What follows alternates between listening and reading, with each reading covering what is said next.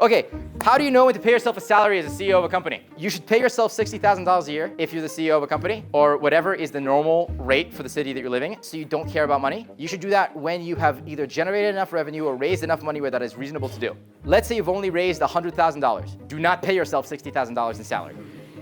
But if you raise $600,000, it becomes reasonable to pay yourself $60K a year. So make a target for how much you want to raise, and then when you've raised that target, then it becomes reasonable to raise it for yourself. And the way to do that, if you're a seed stage company and you don't yet have a board, find an external advisor who is legitimate, right? Someone who you can consider like a CEO coach, and then send them an email, hey, how much should I pay myself a salary? And then they'll tell you 60K, 65K, whatever, and then you have an email thread that's good, and that's what you do.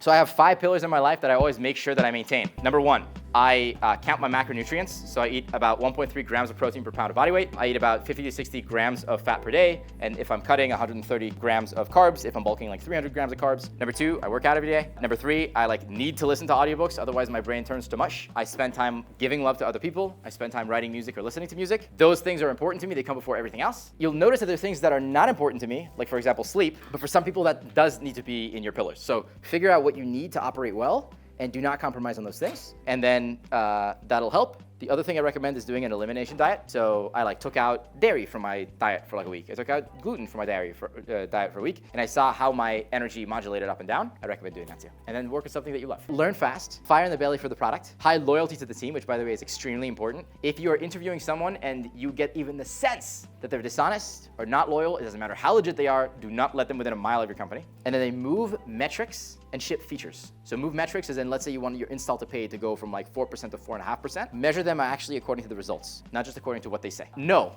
I feel like I'm having fun all the time. So Jeff Bezos, when asked this question, talks about not work-life balance, but work-life harmony. This sounds cliche, but if you find something that you love, you will not work for a day in your life, whatever. There are times when I do things that I hate. I hate filing patents. It's so annoying and draining. Eventually, I made a video on how to file a provisional patent. You can find it on YouTube. It has a lot of views. Because I was so annoyed with it, it's like a deranged DMV employee put this thing together. So I try to avoid doing things that take away energy from me. And so what I typically will do is I will hire people onto the team that are good at these things and get energy from it, right? So I'm not the best at coding. My brother's really good at coding. So Tyler does most of the AI engineering. He does the math, he does the implementation. We have 70 other people on the team who do that. I get energy from doing videos. So there's less people doing videos, I do the videos. So you gotta do all the things that suck in the beginning. And then when you pass a certain point, just start hiring people to do the things that you don't enjoy. So I love listening to audiobooks. Someone in the company is going to be responsible for curation of what audiobooks go on the front page. It's probably going to be me because I listen to a lot of audiobooks. So make sure that your job is composed of only the things that you like and not the things that you don't like.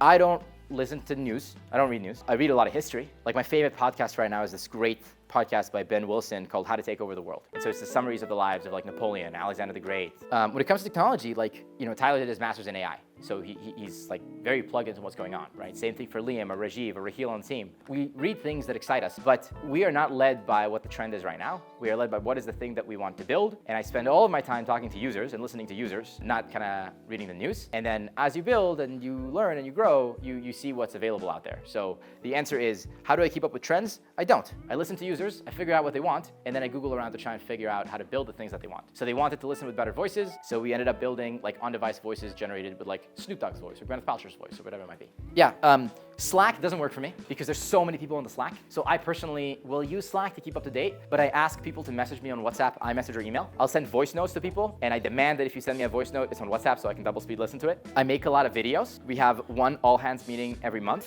and everybody else talks, and I talk at the end to summarize things that are important. For the people who live with me in the same house, they're all literally mind meld. They all know what we're supposed to do. I've realized that some things come intuitively to me, but not necessarily to others. For example, the business model for Speechify. So every single time I have a chance to talk to the entire company, I reiterate, here's how performance marketing works. Here's how ad conversion works. You need to get 1% here, 5% here, 20% here. Otherwise, the business doesn't work. We have written culture at Speechify, so everything is documented for the most part. We didn't until about 6 months ago because we didn't need to because we were small enough. We grew really fast to 120, and then we kind of chilled, and now we're hovering between 100 and 120 people, and we're gonna nail how to do that really well, which we basically have, but I want to really get good at it, and then we'll grow. One of the things that is on my to-do list, how I'm going to grow the most in the next 2 years, is I'm really good at leading a 15-person team in one place, and I'm good at leading a 100-person international team, but I want to be world class at leading a 1,000-person team. And if you study the best people in the world who are good at leading millions of people, JFK and Churchill, and sadly Hitler, they did it because they used new technology, right? So JFK had fireside chats over the radio, right? Churchill, we will fight on beaches, we will fight on landing grounds, we will fight with growing confidence and growing strength in the air. They figured out how to use new technology, the radio. So now when I look at people who are really good, they use podcasts, they use YouTube videos, they use writing. So I, a lot of the time, try to figure out how to become a better writer in order to be better at leading international teams. And no matter how hard you try, you never will get the same impact as if you go in person and meet with people in person. So, right, a week or two ago, I literally went to India,